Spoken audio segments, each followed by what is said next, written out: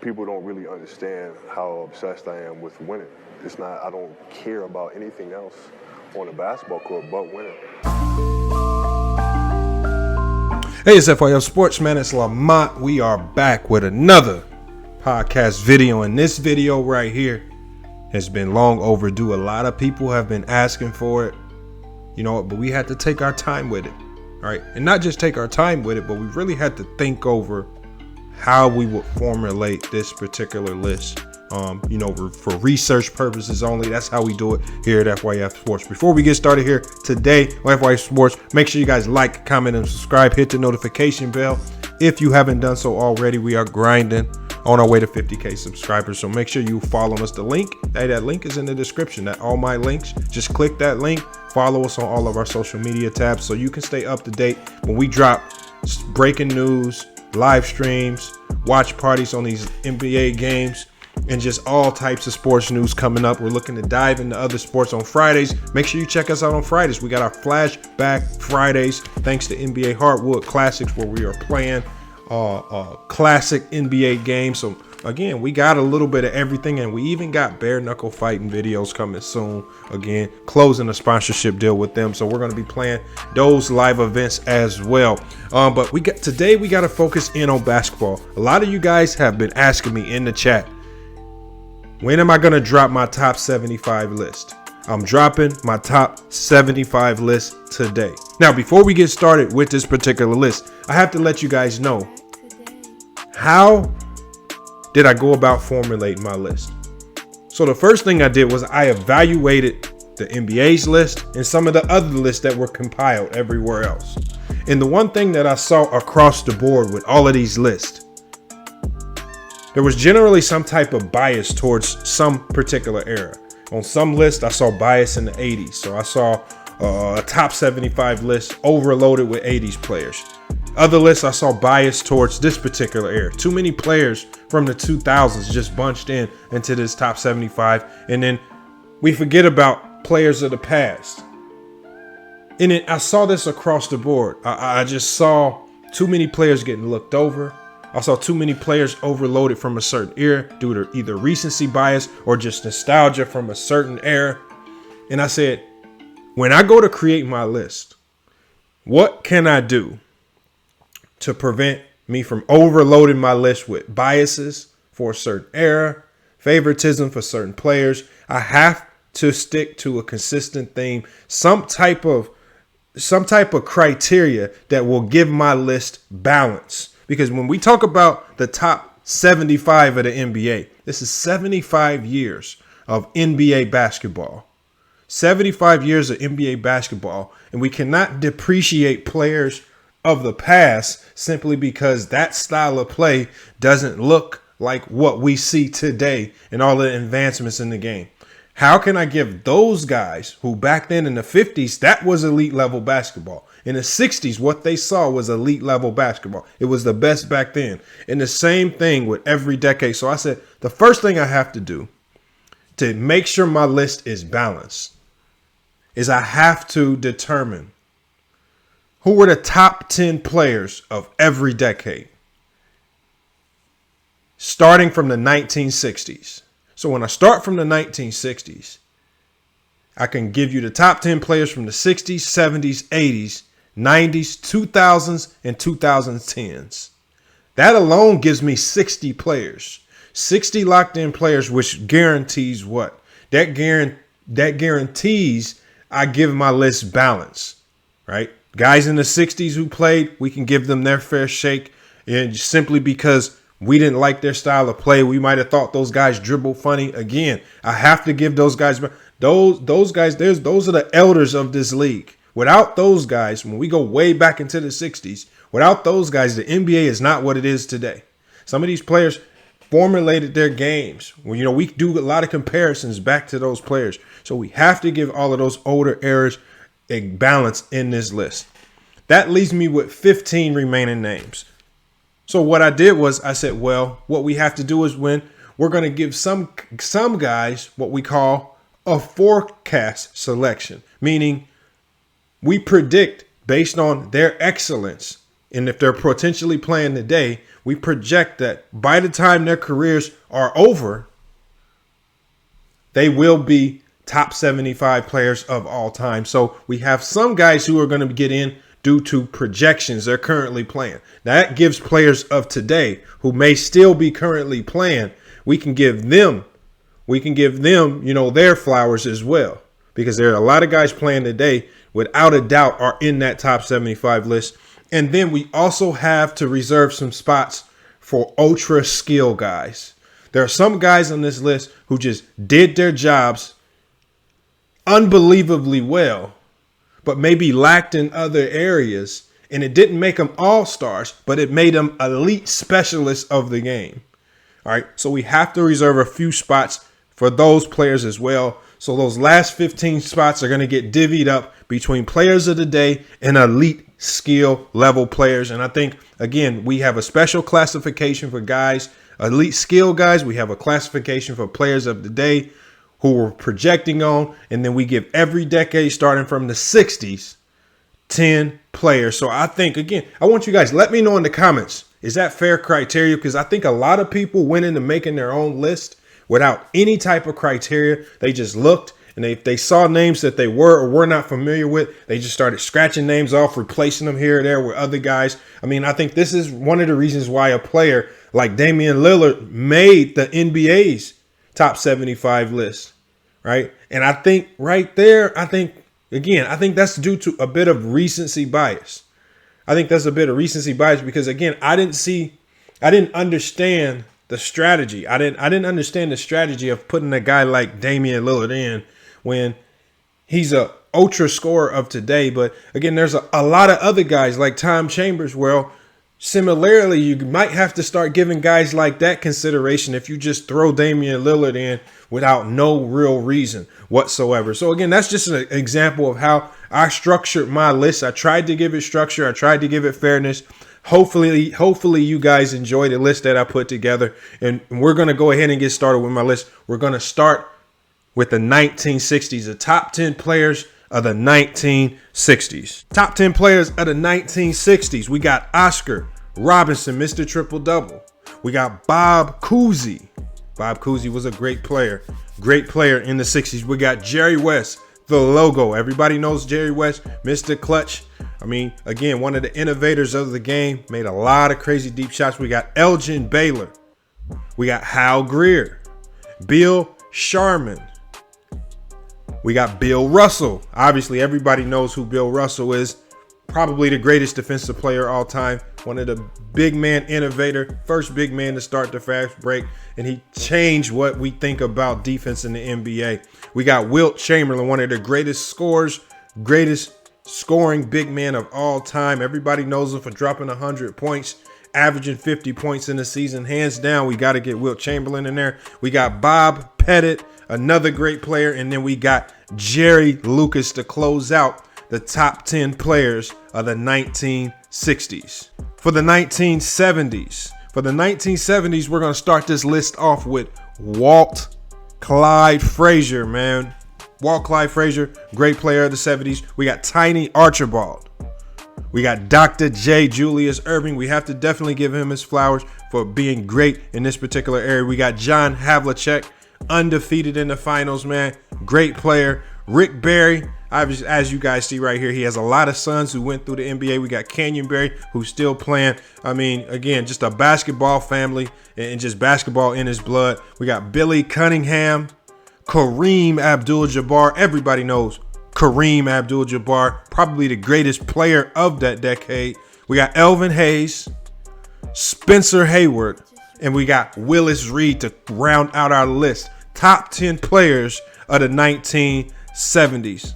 Now we got the 1980s. The 1980s, this was one of the harder lists to put together. And I really had to do a deep dive because the pace of play in the 80s was so crazy that you have a lot of players in the 80s whose stats are extremely inflated. So when a lot of people talk about today's style of play in the NBA, they talk about how these guys' numbers are inflated. The game is so fast. Refs just, the offensive oriented guys don't play defense. A lot of people don't understand that the pace of play in the 80s was even faster than what we see today. Faster.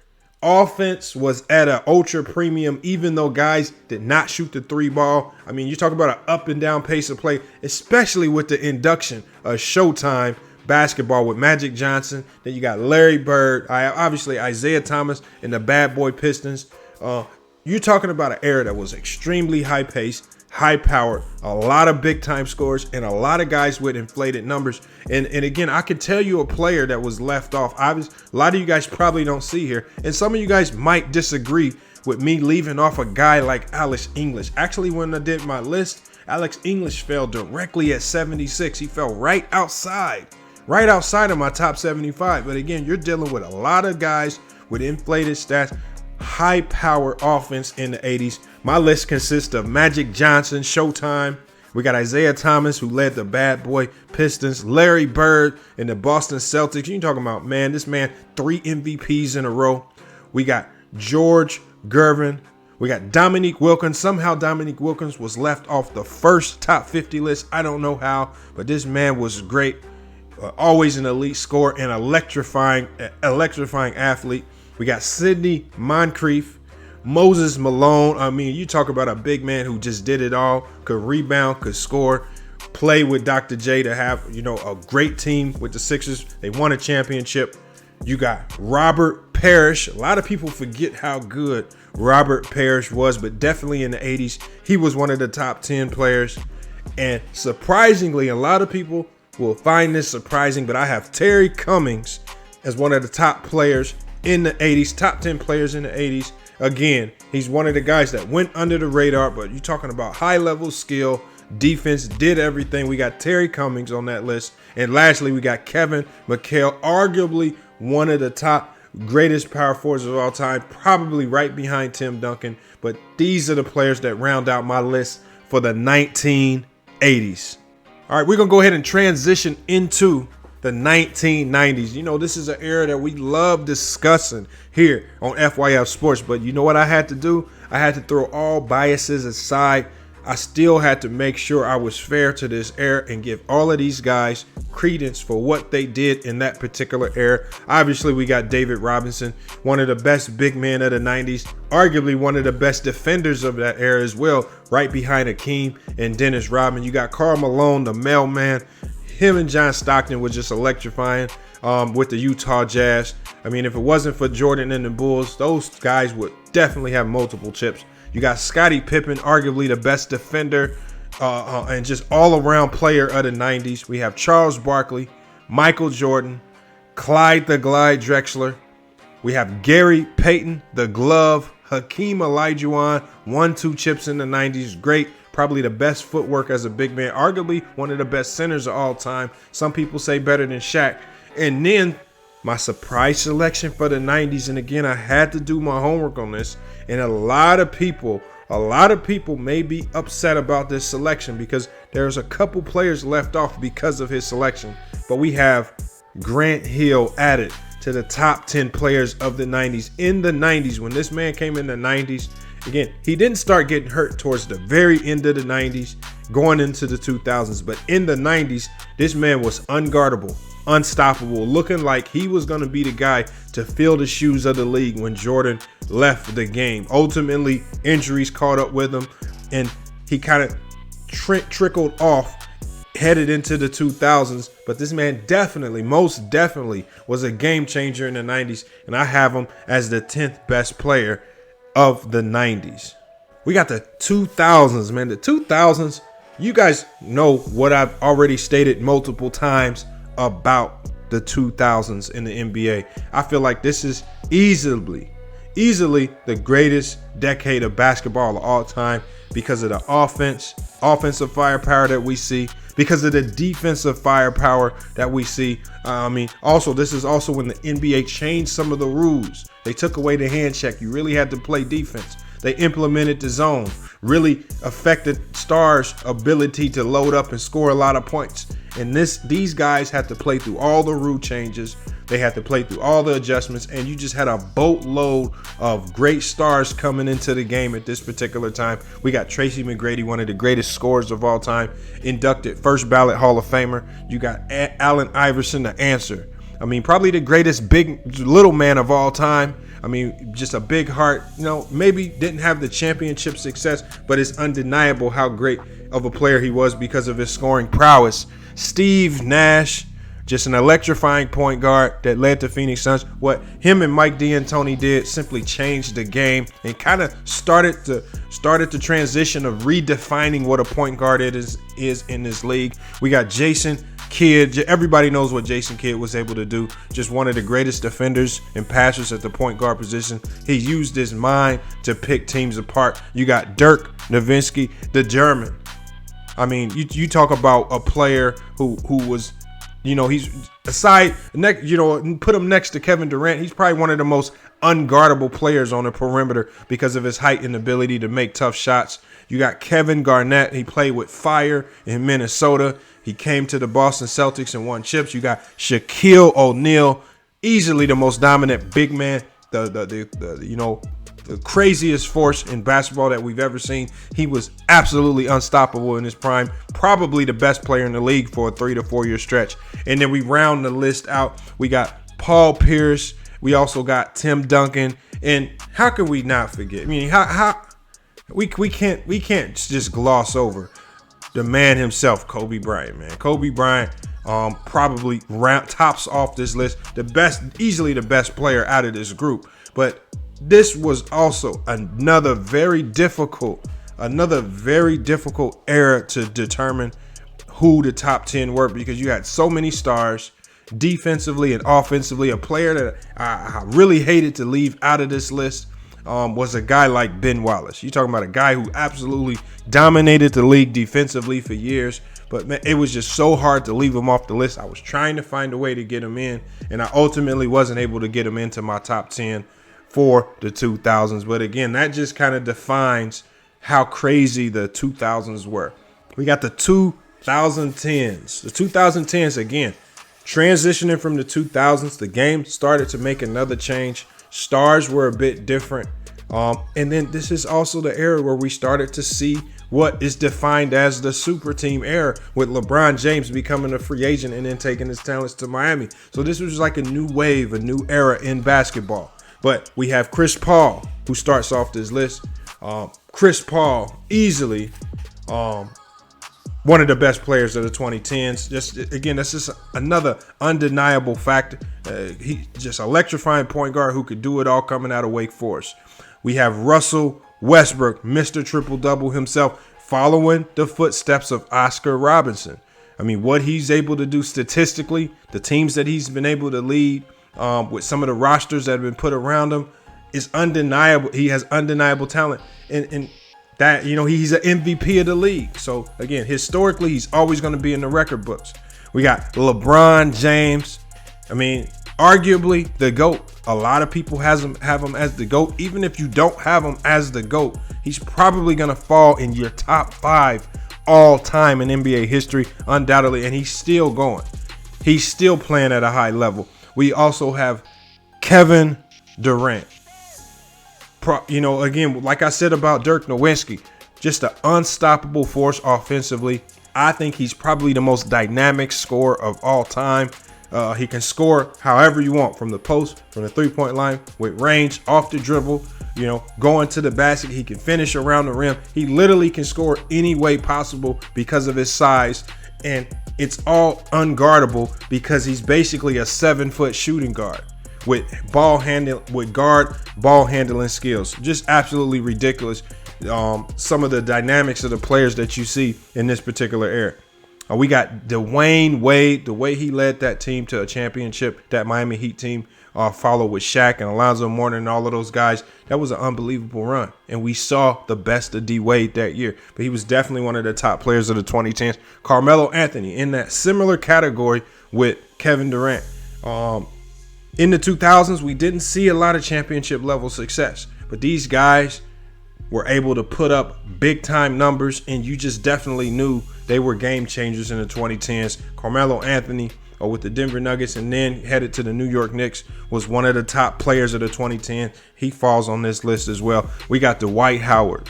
This defensively is undeniable what this man was able to do in Orlando. I mean, to be in the MVP conversation as the best defender in the league simply tells you how good a defender he was.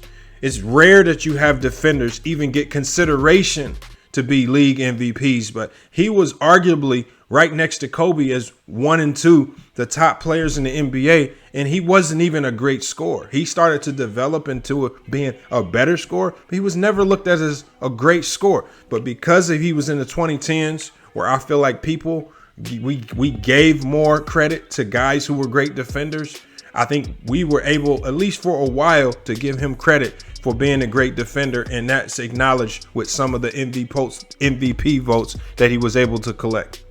A player here that a lot of people are probably going to have a problem with, and I'm curious to see what you guys put in the comments about Blake Griffin. Because what we see of Blake Griffin, what we saw of him in Detroit and now in Brooklyn, he's an absolute shell of himself. And we've already forgotten how dominant this man was in the 2010s. All right. If you think back, and for some of the younger kids who didn't watch this man play, if you pull up those Blake Griffin highlights and you see how athletic he was, if you see how his game was, it was easy. He was a walking 2010 guy, especially when he played with the Clippers and they were able to get Chris Paul and DeAndre Jordan. I mean, that was just another version of Showtime, because you literally had Chris Paul throwing lobs everywhere, people getting dunked on every night, and he did this consistently throughout the 2010s. Headed towards the end of the 2010s, we see his knees start to give out and wear out on him. But in the 2010s, it's undeniable that the man Blake Griffin was a top 10 player of that era. Kevin Love, he's another player. He's another player similar to Blake Griffin. In the 2010s, he was a monster, unstoppable. When he was with the Minnesota Timberwolves, that was never a great team. They were a horrible franchise with bad GM and management. But he was a 2020 guy. When you talk about a guy like, you talk about Moses Malone characteristics, when he was with the Minnesota Timberwolves, he was known for dropping 30 in 20 games, 20 in 20 games, right? One of the best passing big men in the league. His game was super dynamic. He could do it all. He was a stretch big. He could make shots from anywhere on the floor. Absolutely one of the top 10 players of the 2010s, if you're being honest about that particular era. And then to round this list off, again, it was hard to put this guy here, but it was hard to leave him off, especially when I started looking at his stats, accomplishments, accolades. I had to round out the list by throwing Marc Gasol at number 10 of the 2010s. And again, he's another player where I feel like I want to know what you guys think about it, because a lot of people are going to see that name and they're going to get to run in and saying, oh, he wasn't that good. He wasn't that good. And I think a lot of the biases that we have are due to recency bias. The last time we saw Marc Gasol, he was a shell of himself. The last time we saw Blake Griffin, even up in the last night against the Golden State Warriors, he was a shell of himself, not playing like the Blake that we remember of old. Same with Kevin Love. He's in Cleveland. He's playing like a shell of himself. And this is starting to happen with Carmelo Anthony as well. So again, these were the top players of the 2010s. And this is why I wanted to add balance to my list, because recency bias would have kept me from putting some of these guys on the list. But when I go back, analyze how great these players were in that 10-year span, I can throw the biases out the window and I can keep my list balanced. All right, so next up, we got 7 players who I feel were high-level skill guys in various eras. Again, outside of the top 10, but definitely belong on the top 75 list. We can start with James Worthy. James Worthy played alongside Magic Johnson in the 80s, and he was kind of in between decades, because he came into the league, he played in the 80s, he played in the 90s, but he was a great utility player. He was like a Mr. Do-It-All, not only just a great scorer. So I had to add James Worthy and his greatness onto this list. Reggie Miller, 3-point specialist, one of the greatest shooters, one of the hardest working players I've ever seen of all time. And I think players like Steph Curry kind of mimicked how they move off ball off of Reggie Miller. I mean, he for a guy that was that skinny, I mean, he played ferociously hard. He didn't back down from anybody.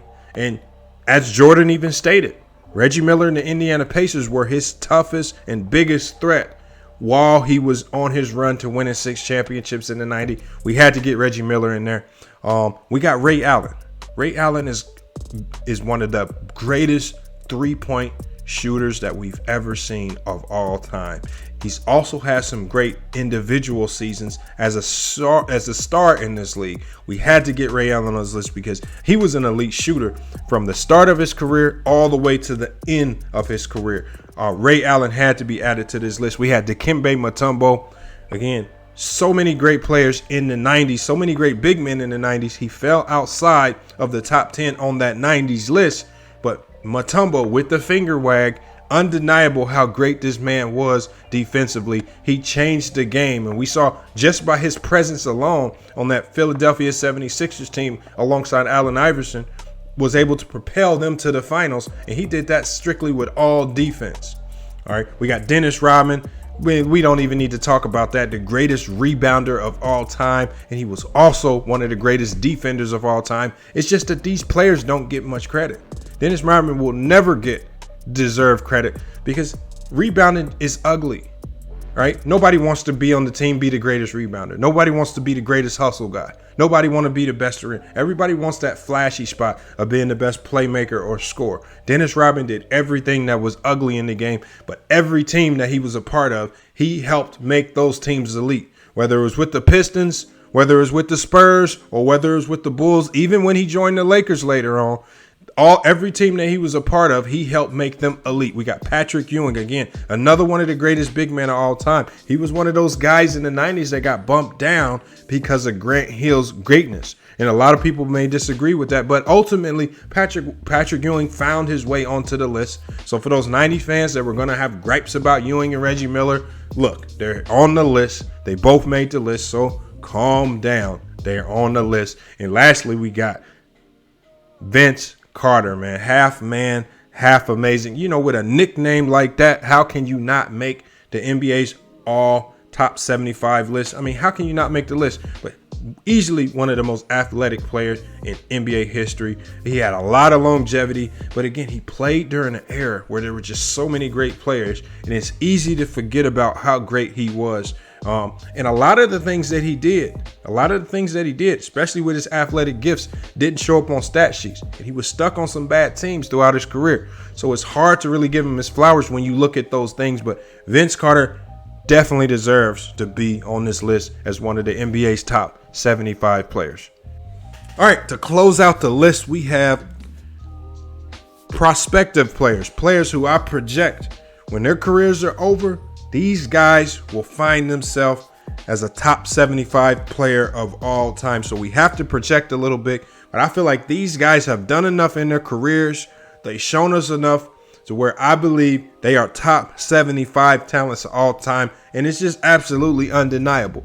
We're going to start with Anthony Davis. Anthony Davis, again, he's a unicorn type player. When we hear those unicorn type players, I mean, he's a guy, he can do it all. It's rare that we're able to find big men who can shoot threes, who can play like guard. They have great ball handling skills, right? But also can dominate in the paint when they need to. On top of being one of the best defenders in the NBA, something that he does not get enough credit for, right? He was runner-up for Defensive Player of the Year in 2020. Every single year he's been in the league, he's always finding himself in top 10, top 15 in defensive rankings for players. And he's just underrated. He doesn't get enough credit for his defense. A lot of fans really hate on him because he's been a bit injury plagued. Even with the injuries, he's still one of the greatest 75 players that I've ever seen. We got Giannis Antetokounmpo. Again, this man over a 7-year period has collected more accolades. He's collected more hardware. He has a championship under his belt. Now, he's done so much in the last 7 years. I mean, from when he came from Greece into the U.S. as a skinny kid that didn't look like he would amount to anything. And over the years, we've seen how he's been able to develop his body and turn into one of the greatest players we've seen. He's an unstoppable force. Right, his IQ has now kicked in. We saw that last year in the finals, easily, hands down. I don't think too many people will argue Giannis Antetokounmpo belongs on this list. We got Kawhi Leonard. Kawhi Leonard is another guy who's played kind of in between eras. Right, he kind of played in between decades. He was great in the 2010s. He's great in this era. All right. he definitely belongs on this list. One of the best defenders of all time, and he molded himself into one of the greatest scorers that we've seen. And he was kind of a late bloomer. Luckily, he was able to kind of grow up under the tutelage of Greg Popovich, and then we saw him kind of take control of his own career in Toronto, win a championship there with that team outside of the tutelage of Greg Popovich, and now he's with the Clippers, hopefully to help them get them to their first NBA Finals.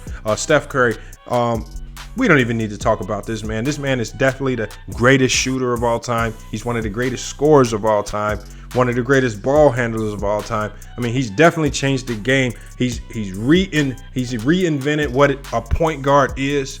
He's redefined what the point guard position is. A lot of people feel to be a point guard, oh, you just have to run the offense, pass the ball to the big guy and let them score. No, Steph Curry said, you know what? We're redefining that position. The point guards can be the most dominant, prolific scorers in the league as well. And that's what he's shown us. He started it in Davidson. People thought it was a fluke. Then he came to the league. And when he came to the league, he definitely showed everybody it wasn't a fluke. One of the only unanimous MVPs that the NBA has ever seen. I mean, when you can get that, when you can get a unanimous MVP with all of the great players that we see in the league today, that just tells you right there you belong amongst the greats. Klay Thompson, the Splash Brother, the other half of the Splash Brothers. I mean, when this man can put up, off a few dribbles, he can put up 50 and 60 points. One of the greatest shooters of all time. He could have easily fell into the specialist group with the other guys, with James Worthy and Dennis Rodman and them. But Klay Thompson is definitely special. I feel when he ends his career, the things that he and Steph Curry are going to be able to accomplish is going to put him into the elite group. That elite 75 group is one of the greatest 75 players of all time.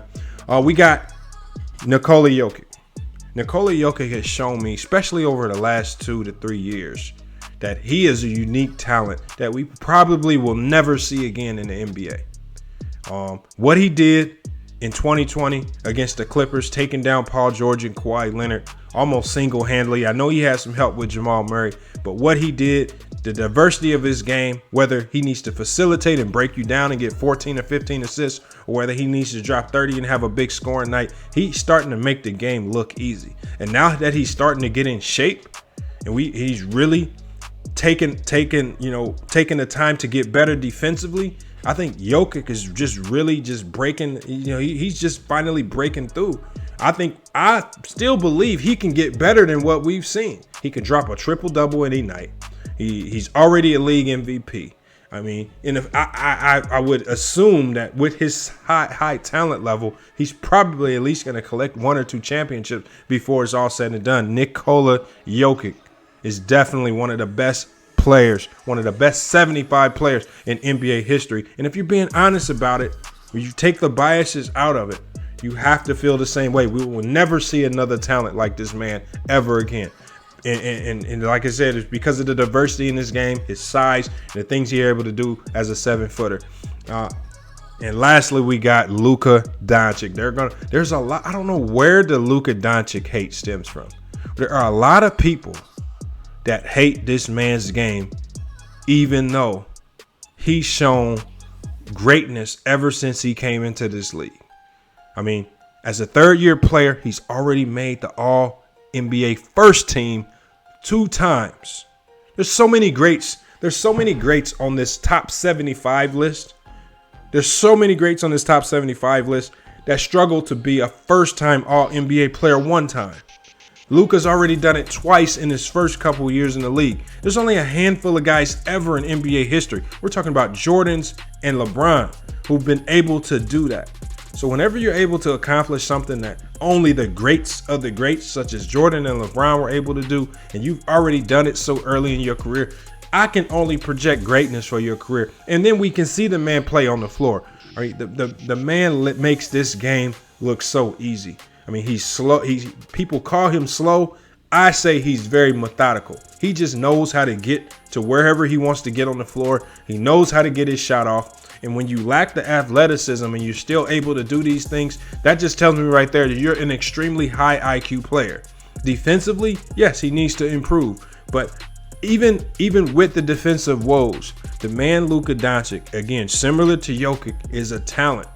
I promise you, you guys, we will never see this type of talent again. These are once in a lifetime types of players. And we just got to start recognizing it early. Just like people recognized it when they saw Michael Jordan.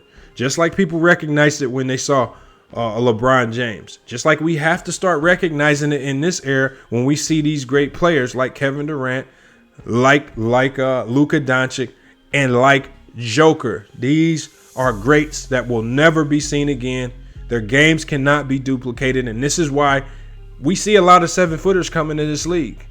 We've seen a lot of 7-footers. Jokic went under the radar. He was a second-round draft pick, and he showed us that he started to show us when he got on the court, he was able to exercise and execute all of that skill. These guys became MVP level players. Luka Doncic has been predicted by Vegas to win the MVP over the last couple of years.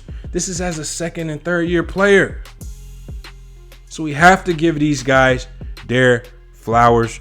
And then we also have to give a big salute to the guy that fell at the number 76 spot, and that is Alex English. We have to give a salute to him, man. He fell right outside the top 75, one of the greatest scorers of all time. But again, on my list, he fell outside of the top 75. So I want you guys, let me know what you think about my top 75. I think I did a great job of maintaining balance. I did not want to overload my list with players of any particular era with too much bias towards players that I saw play more. I think doing this really made me do research on players from the 60s. You know, there are so many players from the 60s that I just never watched play. When we talk about guys like Hal Greer or even Bill Sharman, I never took the time to really watch these guys play. And you know what? When I went back, and when you actually go back and watch some of these guys play from the 60s and 70s, you start to see where the game we see today came from.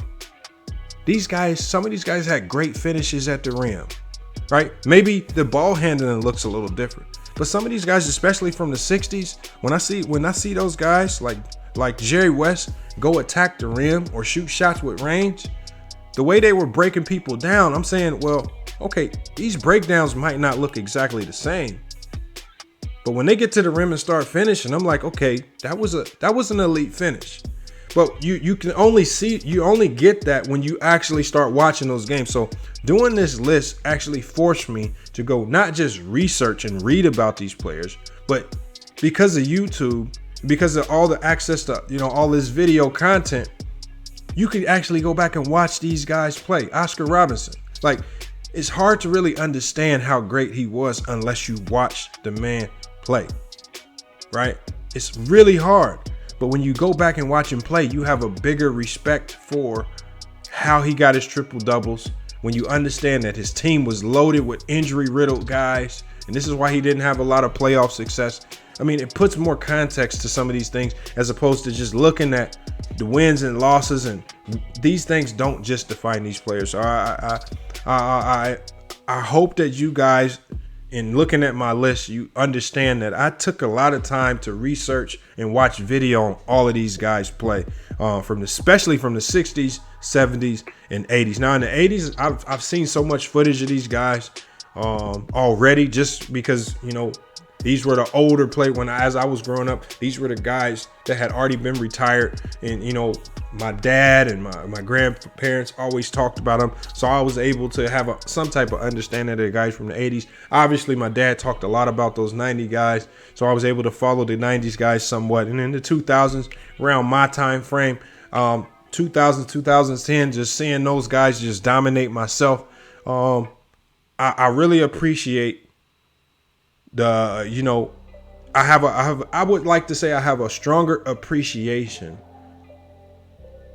for basketball of the past after doing this list. And that's why I hope that more content creators, especially the ones that have YouTube channels, especially the channels where you see a lot of bias, I hope that they do a list as well, and then take the time to do real research and create your own unique list as well, because it's going to force you to study the game more, and it'll start giving you a bigger respect for some of the players that you did not get to watch directly with your own two eyes. But this was a great video. This was a great podcast episode. This is the FYF Sports top 75 players of all time. I want you guys spam up the comments, spam up the live chat. Let me know what you think about this list. Right? Do you agree? What players would you remove? I mean, just like you see right here, Terry Cummings, there's a lot of people that would boot him off the list ASAP. But again, my research told me differently. I want you guys, when we go live, let me know your thoughts about this list. I would love to hear your thoughts. Let me know what changes you might make to my particular list. Who would you add? Who would you kick out? I know I have some players that are going to cause a lot of controversy. I should see it coming. I already know. All right. I'm here for the heat. All right. I have an explanation for all 75 guys. So if you have questions, just pull up to the live stream. Pull up to the live stream and let's talk about it. Because there's a lot of people that are going to hit me up in the comments. But will you be able to click that link and pull up to the live stream and take me on? Take up, to sit in the hot seat and you really make your case against FYF Sports. Not a lot of people are willing to sit in the fire like that. Hey, but it's FYF Sports, man. It's been another great podcast episode. We'll be back with more sports and news later. Make sure you guys like, comment, and subscribe. Hit that all my links button in the description or in the live conversation, so you can follow us on all social media, Instagram, Twitter, Snapchat, all of those things, so you can stay up to date when we drop videos on all of this content. We got so many more videos coming. Not just this week alone, but just in the future. Remember, we're working on closing a partnership deal with Bare Knuckle Fighting. So just like we have our Flashback Fridays, we're going to have a special day where we play the Bare Knuckle Fighting live videos as well. So, I mean, this channel is just opening up, and it's all thanks to you guys, man. You guys are, giving us a lot of watch time.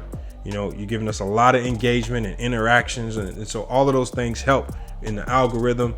People see it, sponsors see it, and this is one of the reasons why we're able to successfully have the FYF Sports Community Basketball event on January 29th and 30th.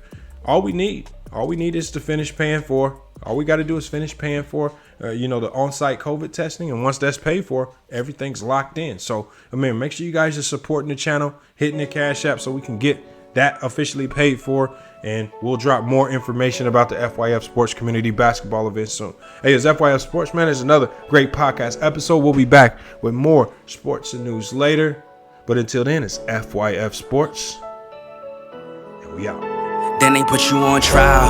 I was just a young child. Gave you 25 to life, all these years gone by, and you never asked why. All you did was pray to God, all you did was wait your time. Now you about to come home, and I'm about to have a child. It's gonna be worthwhile. It's gonna be worthwhile. Remember nights I cried, now we at the finish line. You was only 21 with a son on the run, no. You was living in the jungle. Got charged for a murder and some weed and a gun, no. You was moving like Rumbo.